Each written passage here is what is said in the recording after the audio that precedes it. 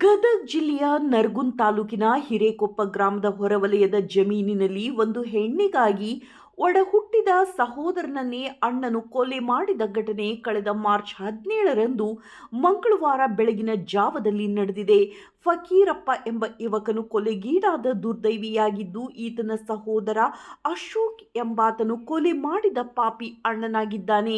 ಮನೆಯಲ್ಲಿ ಇವರ ತಂದೆ ತಾಯಿಗಳು ಈ ಇಬ್ಬರು ಮಕ್ಕಳ ಮದುವೆ ಮಾಡಬೇಕು ಎಂದು ಕನಸು ಹೊಂದಿರುತ್ತಾರೆ. ಪೋಷಕರ ಇಚ್ಛೆಯಂತೆ ಅಣ್ಣ ತಮ್ಮ ಈ ಇಬ್ಬರು ಯುವಕರು ಕನ್ಯಾ ನೋಡಿ ಬಂದಿದ್ದಾರೆ. ಅಣ್ಣನಿಗೆ ತಮ್ಮನ್ನು ನೋಡಿ ಬಂದ ಹುಡುಗಿಯ ಮೇಲೆ ಕಣ್ಣು ಬಿದ್ದಿದೆ. ಹೀಗಾಗಿ ಆ ಹುಡುಗಿಯನ್ನು ಮದುವೆ ಆಗಲು ತಮ್ಮನು ಅಡ್ಡಿ ಆಗುತ್ತಾನೆ ಎಂದು ತಿಳಿದು ಪಾಪಿ ಅಶೋಕನು ತನ್ನ ಒಡ ಹುಟ್ಟಿದ ತಮ್ಮನನ್ನೇ ಕೊಲೆ ಮಾಡಿದ್ದಾನೆ ಎಂದು ಆರೋಪಿಸಲಾಗಿದೆ.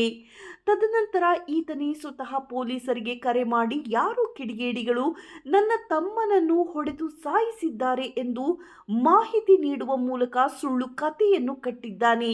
ಆರೋಪಿಯ ಹೇಳಿಕೆಯಿಂದ ಅನುಮಾನಗೊಂಡ ಪೊಲೀಸರು ಡಾಗ್ ಸ್ಕ್ವಾಡ್ ಜೊತೆ ಘಟನಾ ಸ್ಥಳಕ್ಕೆ ಭೇಟಿ ನೀಡುವ ಮೂಲಕ ಪರಿಶೀಲನೆ ನಡೆಸಿದ್ದಾರೆ. ಈ ವೇಳೆ ನಾಯಿಯು ನೇರವಾಗಿ ಅಶೋಕನ ಬಳಿ ಬಂದು ನಿಂತಿದೆ. ಈ ಹಿನ್ನೆಲೆಯಲ್ಲಿ ಪೊಲೀಸರು ಕೂಡಲೇ ಆರೋಪಿಯನ್ನು ತಮ್ಮ ವಶಕ್ಕೆ ಪಡೆದುಕೊಂಡು ತನಿಖೆಯನ್ನು ಕೈಗೊಂಡಿದ್ದಾರೆ. ಪೊಲೀಸರ ತನಿಖೆಯ ಸಂದರ್ಭದಲ್ಲಿ ಹುಡುಗಿಯ ವಿಚಾರವಾಗಿ ಫಕೀರಪ್ಪನನ್ನು ಕೊಲೆ ಮಾಡಿರುವುದಾಗಿ ಆರೋಪಿ ಅಶೋಕನು ಒಪ್ಪಿಕೊಂಡಿದ್ದಾನೆ ಎಂದು ಮಾಹಿತಿ ಲಭ್ಯವಾಗಿದೆ. ವರದಿ ಚಂದ್ರಶೇಖರ್ ಸೋಮಣ್ಣವರ್.